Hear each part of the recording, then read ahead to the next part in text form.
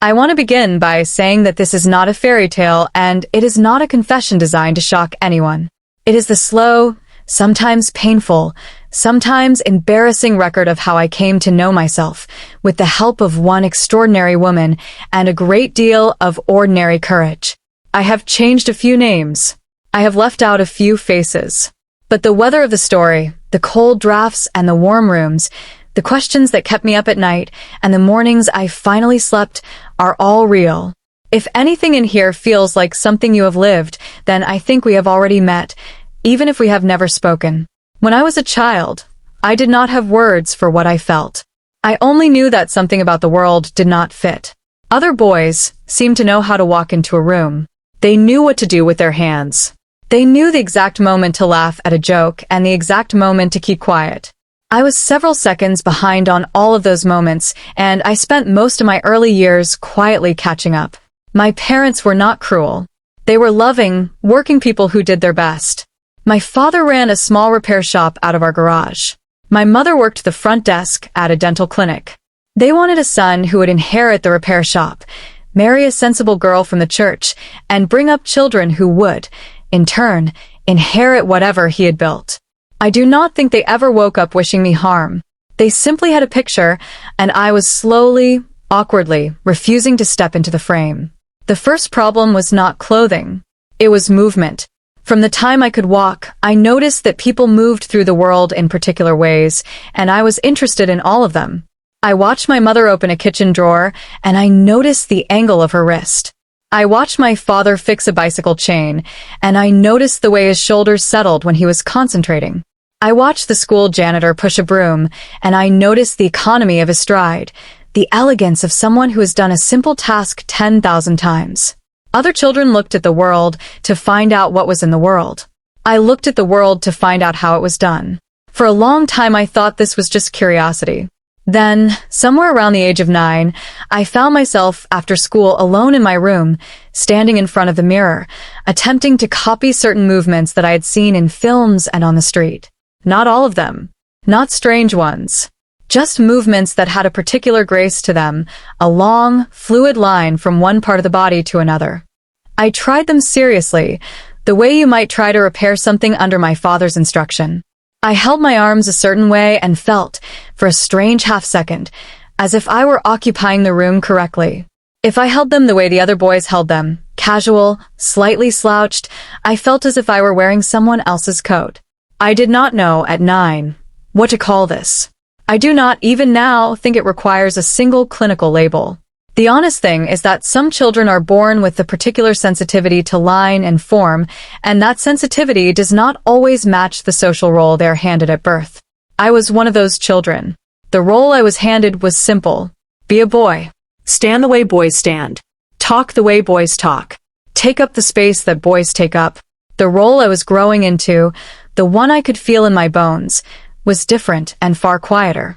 It had to do with attention, patience, and unusual interest in how bodies carried meaning. I did not know, then, that this would one day lead me to a ballet studio. I only knew that when my mother put on her winter coat, buttoned it carefully, and stepped out of the front door, there was a quality to her movement that I wanted to study forever. My father and I had long, silent evenings together in the garage. He taught me to hold a screwdriver. He taught me to listen for the small, telling sound of a worn-out bearing. He did not speak much, but he did not need to. His love was in his hands, and I understood that. I learned the smell of grease and the patience of removing a stubborn bolt. There is a craft to mechanical work, and I respect that craft to this day. The problem was that I was interested in the craft of motion. I was interested in the craft of presentation. I was interested in the reasons that people chose one posture over another and what those choices communicated. My father had no interest in those questions, and he did not have the language to suspect that I might. I tried to lose this part of myself for many years. This is what confusion looks like from the inside, and I want to describe it carefully because I think many people, especially young people, go through a version of it and do not have anyone to tell them that the confusion is normal. Confusion, in my experience, is not a single dramatic moment. It is hundreds of small ones. It is the moment at school when a friend makes fun of another boy for walking a certain way, and you realize somewhere deep in your stomach that you have been trying not to walk that way for years. It is the moment in the changing room after gym class when you keep your towel around your shoulders longer than the other boys do, and you are not exactly sure why, and you make up a reason that does not quite hold up. It is the moment in church when the choir sings a particular hymn, and something in the phrasing opens a door in your chest that you did not know was there, and you close it again as quickly as you can because you do not understand what is on the other side. I tried to be a tougher version of myself. I tried sports that I was not built for. I was too thin for football, too cautious for hockey, too lost in thought for wrestling. I was passable at long-distance running, mostly because I could be alone with my thoughts for an hour and a half, and that felt like a relief. I also discovered alcohol relatively early, not because I was a particularly troubled teenager, but because alcohol softened the constant low-grade tension of pretending to be a slightly different person than I actually was. I do not recommend this. I am grateful that I came out the other side without a serious addiction, but I have seen many people who were not so lucky. Alcohol can briefly make you feel at home in your own skin. It cannot make you at home in your own skin. It only rents the feeling for a few hours and then charges interest. There was another thing I did during those years, and this is the part that requires honesty. I would, sometimes, when I was certain I was alone in the house, put on a piece of my mother's clothing. Not anything improper. A blouse. A long skirt. A soft cardigan. I would put it on and I would walk, very slowly from the bedroom to the bathroom and back, and I would look at myself in the mirror. What I saw in the mirror was not a transformed person. What I saw was a person whose body, finally, was arranged in the order I had been reaching for since I was a child. The shoulders settled. The breath slowed. The arms carried themselves in a way that made sense to me. I never thought, during those moments, that I wanted to become a woman. I thought only that I wanted to find the shape my body had been trying to describe all along. I do not know how to make this comfortable for a person who has never experienced it. I do not think it should be made comfortable. I think it should be made understandable. There is a wide difference between comfort and understanding. What I was doing in those late afternoons, walking back and forth in my mother's borrowed clothes, was not a display. It was not a performance. It was not a sexual act. It was closer to the moment when a musician finally sits down at the right instrument and plays a note, and the note is, for the first time in their life, the note they heard in their head. The relief was enormous. The shame afterward was also enormous, and that is the part no one warns you about. Shame is a heavy material. It does not stay where you put it. It soaks into the floorboards. It stains the next 10 years of your life. I want to pause here and say something to any young person who might be listening to a story like this one for the first time. If you're doing something privately that brings you a private kind of relief, you are not automatically a bad person. You're a person who is searching. The danger is not in the search. The danger is in the silence around the search, because silence allows shame to grow without challenge. The good news is that shame can be unlearned. It is stubborn. It can take years. But it can be unlearned. I unlearned it. It is still working on me in quiet ways, but it is finally losing. When I was 17, 3 things happened in the same semester that pulled me out of the private world and into a much larger set of questions. The first was that my father found a blouse folded at the bottom of my laundry hamper.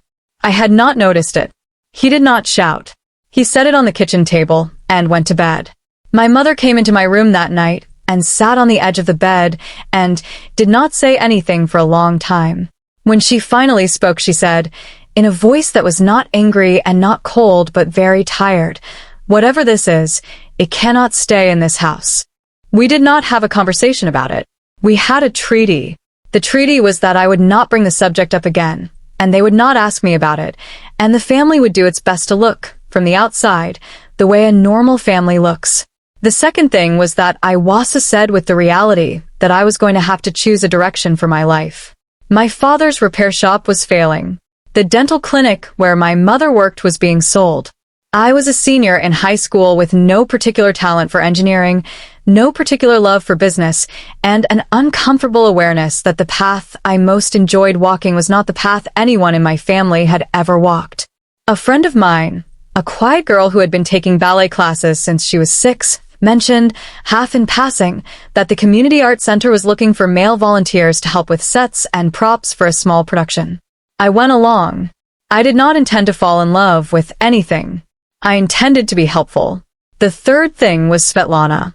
Svetlana was the ballet mistress at the Community Arts Center, and the first time I saw her, I did not think about her in terms that a young man is supposed to think about a beautiful woman. I thought about her in terms of posture. She stood in the doorway of the studio with a kind of stillness that some people mistake for coldness, but is actually the result of decades of careful discipline. Her hair was pulled back in a knot so tight it looked as if it had been placed there with a level. She wore a long loose shirt, dark trousers, and soft practice shoes. She did not greet us. She simply nodded, the way a person nods who has been standing in a doorway for 30 years and has seen a great many volunteers arrive and depart. I do not think I had ever met, up to that point, a person who carried herself with such a complete absence of apology. She was not performing confidence. She had long ago stopped needing to perform anything. She asked me, in her quiet, slightly accented English, whether I had any experience with movement. I told her I did not. She asked whether I had ever held a role in a play. I told her I had not. She asked whether I could lift things, climb ladders, and follow instructions without asking why. I told her I could. She assigned me to props for the spring recital and told me to be back the following Tuesday at 4 in the afternoon. I do not think she noticed me in that first meeting any more than she noticed the floor that she was standing on. She was having a difficult year. The center had cut her budget. 2 of her best dancers had left for the city. She was, in her own words when I understood her better, 3 months from closing the studio. I came back the following Tuesday at 4 in the afternoon, and then again the Tuesday after that, and the one after that. I learned the names of the props, the careful way they had to be stored, the particular humors of each ballet, the dancers' superstitions, the order in which things had to be set up, and the order in which they had to be struck. I learned that the small mirror in the corner of the studio had been there for 40 years and could not be moved because the light in the room was calibrated to its exact angle. I learned that Svetlana never raised her voice.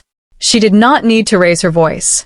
A certain kind of silence can carry more authority than shouting, and she had mastered that silence the way a cellist masters a single high note. One afternoon, after the younger students had gone home and the studio was empty except for the 2 of us, she asked me to sit down. She did not look at me when she spoke. She looked at the wall in front of her, where a framed poster of a dancer I did not recognize was hanging slightly crooked, and she said, "You move like a person who is afraid of his own body." I did not know what to say. She went on, "I do not mean this as an unkindness. I mean it as an observation. When you carry the props, you are careful with them, and that is good. When you move around the dancers, you keep your shoulders pulled in, as if you are trying to disappear. That is not good. That is a person who has been told, many times, that his body is not acceptable, and who has started to agree." I sat very still. She turned and looked at me directly for the first time, and her eyes were not kind, exactly, but they were honest, and honest is a thing I had not been offered very often. "I am going to teach you," she said, "to stand up. This will take a long time. You are not going to enjoy all of it. But if you do the work, you will not disappear again." That is the moment my actual life started. I want to be very clear here about what kind of teaching this was, because I know what the headline sounds like. There was nothing sexual about any part of my relationship with Svetlana. There was nothing improper. There was nothing that a stranger walking into the studio would have found unusual. She taught me how to stand, the way a coach teaches a runner how to breathe. She taught me how to walk, the way a speech therapist teaches a person who has lost their voice after an illness. She taught me how to sit, and how to listen, and how to look at another person without flinching, and how to take criticism without crumbling, and how to give criticism without cruelty. She taught me these things slowly, patiently, ruthlessly, and absolutely without romance. She was a person who had survived a long and difficult life by means of discipline, and she did not believe that discipline could be passed on through anything other than direct, steady, sustained effort. She did, however, open a door that had been locked for me. The door led to a particular kind of self-knowledge, and the door was opened by means of an unusual practice that she instituted with three of us, an older volunteer named Paul, a young woman named Iris who had been her student for years, and me. The practice was called, simply, the character hour. Each week, one of us was assigned a character to embody for an hour of rehearsal. The character could be historical, fictional, anything. The only rule was that the character had to be studied seriously. You had to read about them. You had to write about why they moved the way they did. You had to wear something that suggested their era and station. You had to walk across the studio and open a door, and sit in a chair and rise from the chair and answer a question, all in the way that the character would have answered it.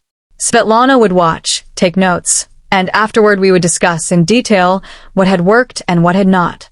Paul chose Abraham Lincoln and did a remarkable job with the long grief in the shoulders. Iris chose Marie Curie and discovered a curious softness in the hands that the historical Marie Curie, who handled radium without flinching, must also have carried. I chose, the first time, a young dancer from the 1920s named Vaslav Nijinsky, because I had read that he had a particular sensitivity, a particular ability to translate the inner weather of a piece into the outer weather of his body, and because I thought that if I could understand a fraction of how he had done it, I might understand a fraction of myself. Svetlana did not object to the choice. She assigned me 3 books to read before the hour began, and she told me that I would be expected to bring a costume that suggested his era, and that the costume did not have to be perfect, but it had to be considered. This is how I came, in a measured and supervised way, into the world of clothing that was not the clothing I had been assigned at birth. There was no trick. There was no revelation. There was no secret.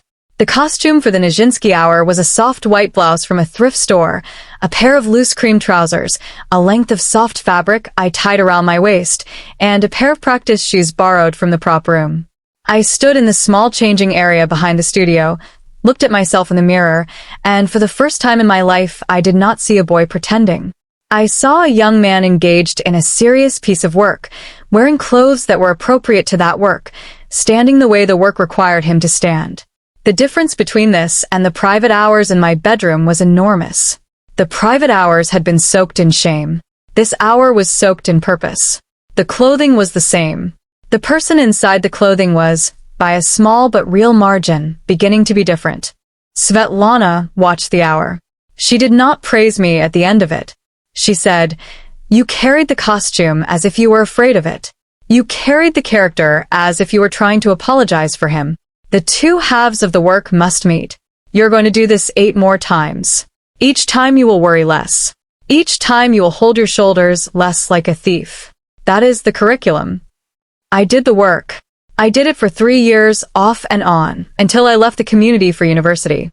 The Nijinsky hour became an hour as Nora Helmer from Ibsen, as Bronte in middle age, as a Victorian seamstress I had found in a museum catalogue, as a worker in a 19th century cotton mill whose diary I had read in a library. None of these characters had to be female. None of them had to be beautiful. Some of them were tired. Some of them were angry. All of them required me to stand up and occupy a room without apology, and that was the actual lesson, and it has stayed with me. But the equation of clothing with transformation, which is the headline of the story, and which is part of why I have agreed to share it, requires more careful handling. The clothing was not the transformation. The clothing was the surface on which the transformation became visible. The transformation happened in the breath, in the shoulders, in the long work of learning to stand in a room without the constant low hum of apology. The clothing made the transformation legible to other people. The clothing also made it legible to a part of me that had been starved of legibility, and that is where danger and growth begin to live in the same neighborhood. After the faculty year with Svetlana, I went to university and encountered, for the first time, the wider world of people who thought carefully about identity. I read a great deal. I read memoirs by people who had transitioned, by people who had chosen not to transition, by people who lived in the long, ambiguous middle of what we now call the gender spectrum. I read the work of therapists, the work of historians, the work of philosophers. I came to understand that the question I had been carrying since I was a child was not a question with a single tidy answer. It was a question with at least 3 honest answers, and the honest thing was to live with all 3 of them at the same time. The first honest answer was that I had a particular sensitivity to movement, presentation, and aesthetic line that did not match the social role I had been handed at birth. The second honest answer was that I did not, on balance, feel that I was a woman trapped in a man's body. I felt that I was a man who had been raised in a culture that did not know what to do with the parts of him that were quiet, attentive, and drawn to grace. The third honest answer was that I owed it to myself to keep asking the question, and that closing the question prematurely, in either direction, would be a kind of unkindness to the child I had been. I want to say, here, that I have enormous respect for the people who arrive, after their own long thinking, at a different answer to the third question. The work of figuring out who you are is the most serious work a person can do, and no one has the right to tell another person how to do it.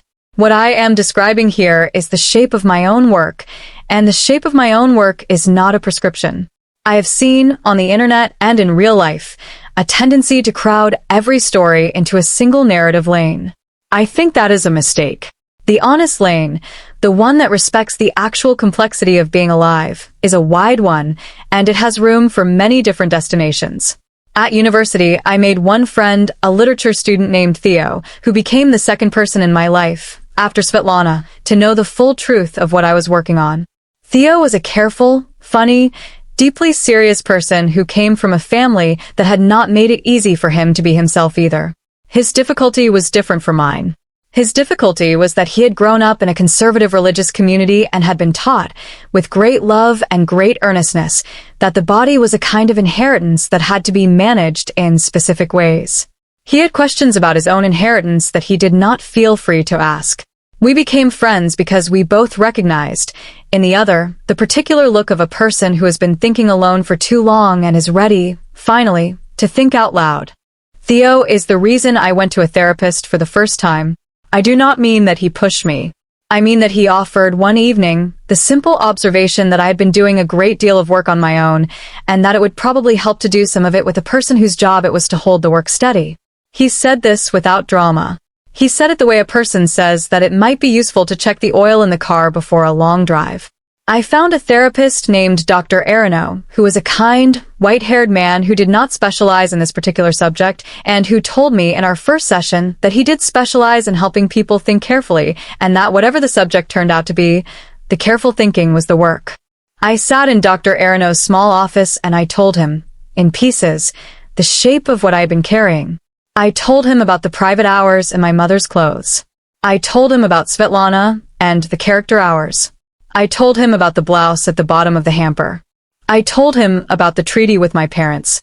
I told him about the running and the alcohol, and the long-distance running was still helping, and the alcohol had stopped helping. I did not tell him all of this in our first session. I told him pieces of it over many sessions, and what I learned, in those sessions, was that telling was easier when I told it slowly. The truth, when you try to deliver it all at once, becomes a kind of weapon against the listener. The truth, when you deliver it in careful doses, becomes a kind of bridge. Dr. Arano did not tell me who I was. He helped me tell myself. He asked questions that were not particularly clever, but that were remarkably hard to answer. He asked me what I was afraid of. He asked me who I was afraid of finding out. He asked me what I would lose if I lost the private hours. He asked me what I would lose if I lost the treaty with my parents. He asked me what I would gain if I told one more person. He asked me, on a particularly difficult afternoon, whether I had ever considered the possibility that I was not a single person trying to become another single person, but a person who contained a wider range than the social world around him had been willing to acknowledge. That question, more than any other question anyone has ever asked me, saved me from a great deal of unnecessary confusion. I am not a single note. I am a chord. The world around me had been hearing only one note, and I had been hearing the whole chord, and the difference was the source of almost all of my suffering. I want to talk now about my family, because the family part of this story is the part that hurt the most and that I am most grateful for in the long run. My parents and I did not have a clean, single conversation where everything changed. We had a series of small, painful, necessary conversations over many years, and we're still, in a sense, having them. My father, who I think understood less than he let on, found a way to express his continued love for me that did not require him to understand my interior life. He handed me a small wooden box one Christmas, and inside it was a screwdriver set he had built himself, with a tiny engraving on the inside of the lid that read, "For any kind of repair." I will not tell you what that engraving did to me. You can imagine it. He did not know, I think, that he was doing anything particularly brave. He thought he was giving his son a good screwdriver set. That is the kind of love that endures. It does not require a vocabulary. It requires only consistency. My mother, who understood more than she admitted, was the person who eventually broke the treaty. She asked me to come for a visit when I was 26 and had been living on my own for 2 years. She cooked dinner. She sat across from me at the table and she said, "I want to ask you a question, and I want you to answer it honestly, and I want you to know that whatever your answer is, I am still your mother." I answered honestly. It was one of the hardest sentences I have ever spoken in my life, and it cost her a great deal to hear it, and she heard it. We cried. Not for very long. Crying is useful in moderation and corrosive in excess, and we both knew this about ourselves. She told me, at the end of the conversation, that her greatest fear had never been who I was. Her greatest fear had been that I would disappear in order to hide who I was. She thanked me for not disappearing. I have never received a greater gift. There was a period after that conversation in which I had to do something that I had not done before, which was to live openly. Not flamboyantly. Not as a public statement. Just as a person who no longer kept careful curtains around the most honest parts of himself. I wore, to my parents' house for Sunday lunch, a soft sweater my mother had given me. I tied my hair back with an elastic band instead of cutting it short. I let my posture settle into the long, quiet line that Svetlana had taught me, even at the dinner table. I did not announce any of this. I simply did it. My father did not seem to notice. My mother noticed everything. She did not say a word. She served the soup. I want to pause here and say something about fear. Fear is not a single thing.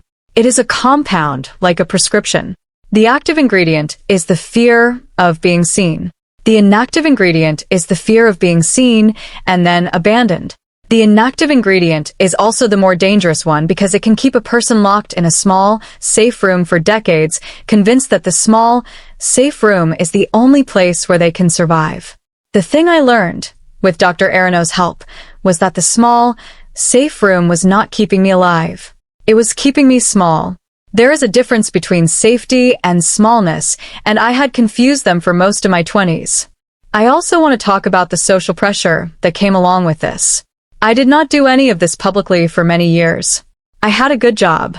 I had a small circle of friends who knew the truth and did not make a fuss about it. I dressed for work in the way that my profession required. I did not draw attention to the parts of my life that the wider world would not have known how to receive. This was not cowardice. It was a kind of strategic patience that I think is sometimes necessary, and that is sometimes mistaken for cowardice by people who have not yet learned the difference. There is a time to be silent, and a time to be heard, and a person who is still learning the shape of their own life has not yet earned the right to demand that the world make room for them. They have, however, earned the right to make room for themselves, and that is what I did, slowly. When I was 31, I went back to the Community Arts Center. I had not been there for 8 years. Svetlana was still there, although her hair had gone almost entirely white, and the studio had been updated twice, and 2 of the small mirrors had been replaced with larger ones, and the framed poster of the dancer I had not recognized on my first visit was now slightly more crooked than before. I asked her whether she would let me assist with the character hour again, this time as a mentor rather than a participant. She looked at me for a long time. Then she said, "You are not as bad as you thought you were. Come back on Tuesday." I came back on Tuesday. I have been coming back on Tuesdays and on occasional Saturdays for almost 15 years now. There are 3 young people currently in the character hour, 2 of them with questions about gender, and 1 of them with questions about grief. I do not ask which of the 3 is which. The studio is a place where questions can be carried carefully, and the labeling of questions is not part of the work. The work is standing up. The work is taking up space without apology. The work is dressing the part, whatever the part is, and then carrying the part with discipline. The clothing is not the lesson. The breathing is the lesson. The patience is the lesson.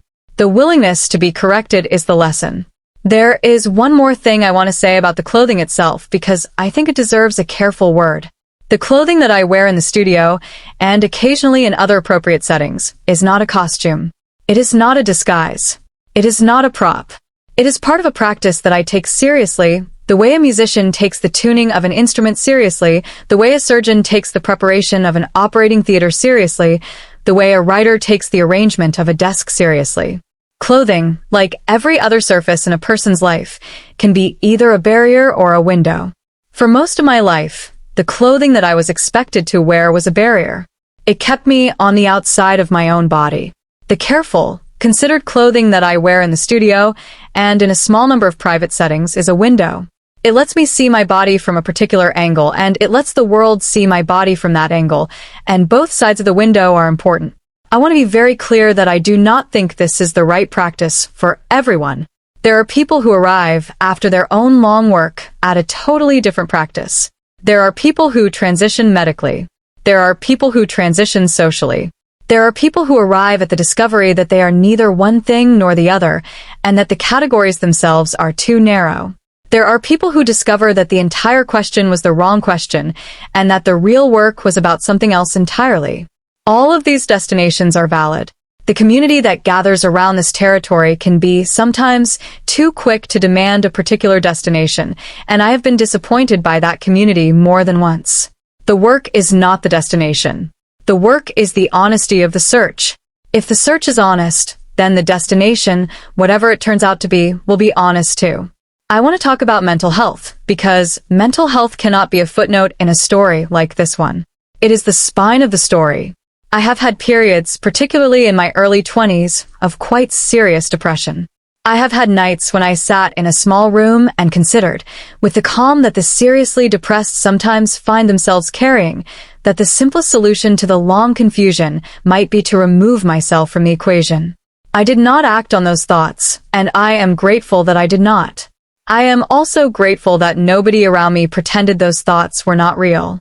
Dr. Aronow did not pretend. Theo did not pretend. Svetlana, when I told her about the worst of the nights, did not pretend.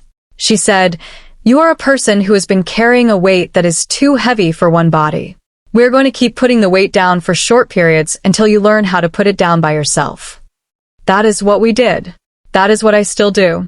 I found over the years a number of practices that helped. Running still in the mornings through a neighborhood I never get tired of. Cooking, which is its own kind of discipline and which has the great advantage of producing something edible at the end of it. Reading, which is a way of being in other people's minds without having to leave your own. Writing, which I recommend to everyone in this story, whether or not you ever show the writing to another person. The act of writing a thing down is the act of taking it out of the small, hot place in your chest and putting it on a piece of paper, where it can be looked at calmly. Friendship, which took me longer to learn than any of the other practices, but which has turned out to be the most important. The friends who know the full truth of my life are not many in number. They do not need to be many in number. They need to be steady, and they need to be honest, and they need to be willing to correct me when I correct myself too aggressively in the wrong direction. I want to talk about integration because that is the part of the story I am still in the middle of, and because the part one I'm still in the middle of is the part that perhaps matters the most to anyone who is listening. Integration, in my understanding, is not the moment when the work is finished.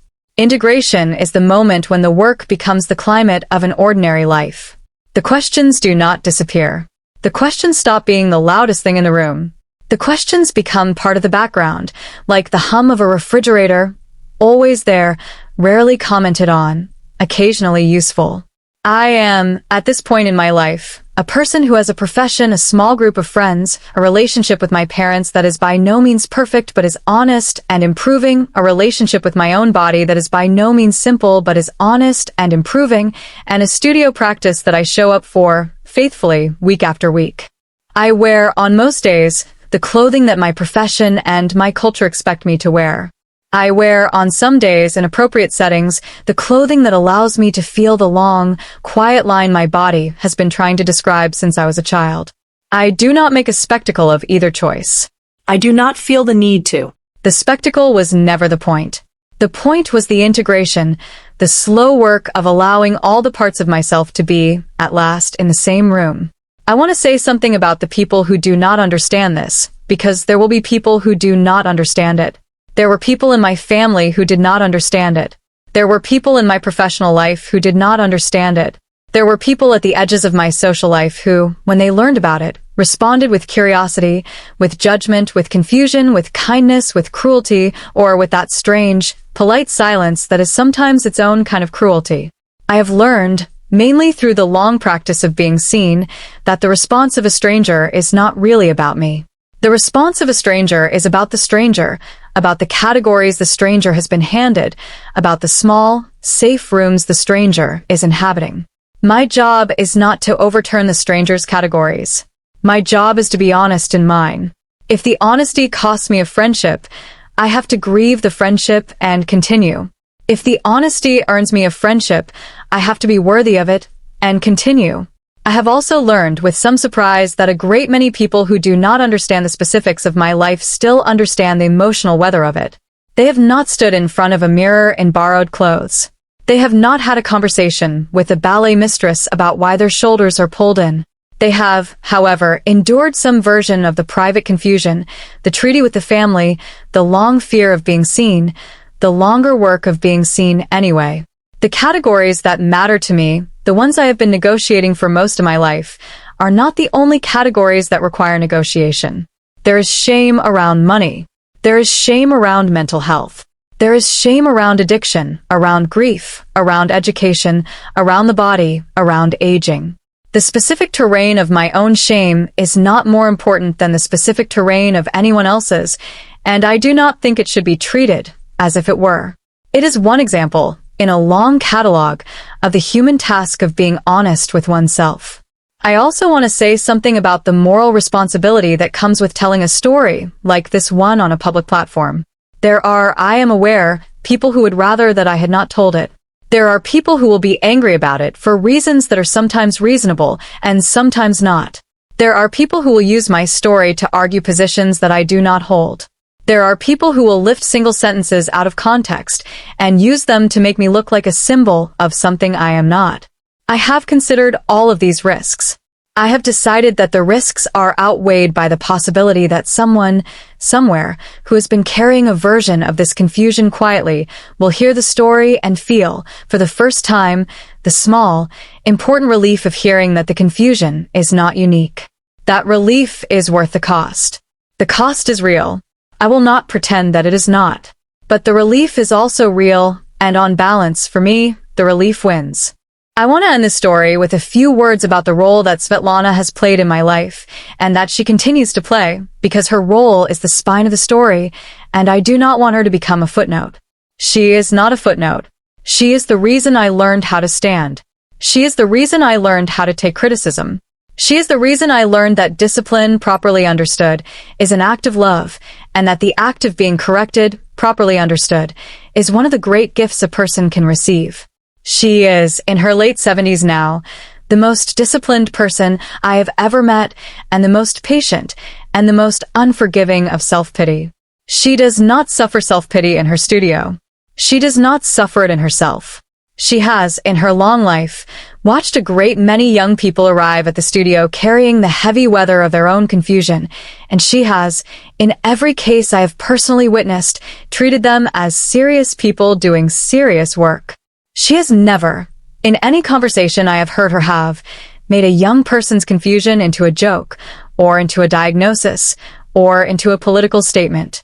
She has treated each one as a craft problem. The craft problem is how to stand up. The craft problem is how to occupy a room. The craft problem is how to dress the part without becoming the part. I owe her more than I could fit in 10,000 narratives like this one, and I do not say that lightly, and I do not say it as a gesture. I say it because I want any young person listening to understand that the right mentor at the right time can change the entire trajectory of a life, and that the right mentor is rarely the person who agrees with you about everything. The right mentor is the person who sees the part of you that is trying to be born and who is willing to be patient with the parts that are still learning how to let it out. I have not arrived at any final answer to the question this story began with. I do not think there is a final answer. I think there is a long practice, a long craft, a long set of small, patient choices. I have learned to make most of those choices. I have not learned to make all of them. I do not know anyone who has learned to make all of them. I do not think it is a failure to still be learning. I think it is the work itself. The work does not have a graduation. The work has a climate, and the climate changes, slowly, over the long arc of an ordinary life. I have, in the writing of the story, tried to be honest, and I have tried to be useful, and I have tried not to be a spectacle. I do not know how well I have succeeded. I will trust the listener. I will trust that the listener is bringing, like me, a particular set of questions and a particular set of small rooms that they have been working on for a long time, and that the listener and I, in the long act of listening, are doing some of that work together. If anything in here has helped you understand yourself, or helped you understand someone else, even a little, then the story has done what I asked it to do. If anything in here has unsettled you, then I ask you to sit with the unsettlement for a while before you decide whether it is useful unsettlement or unhelpful unsettlement. Both kinds of unsettlement are part of the work, and you can tell the difference. I am going to keep showing up on Tuesdays. I am going to keep running in the mornings. I am going to keep writing things down and putting them in drawers where they wait, patient and ready for the next person who needs them. I am going to keep calling my mother on Sundays. I am going to keep calling my father on the days he is most likely to be in the shop. I am going to keep wearing, with patience and without apology, the clothing that allows me to feel the long line of my own body in the world. I am going to keep being corrected. I am going to keep correcting others in the same careful way I was corrected, with the same expectation that they will accept the correction in the spirit in which it was offered. And I am going to keep being grateful every single day for the work and for the people who did the work with me and for the people who let me do the work with them. This is not a happy ending. It is not a sad ending. It is a real ending of the kind that only happens when a person has been honest for long enough that the honesty becomes part of the weather of their life. I hope, with the patience of a person who has learned to wait, that the weather here has been, in some small way, useful to you. Thank you for watching and spending this time with me. If this story helped you understand yourself or others a little better, feel free to explore more on the channel.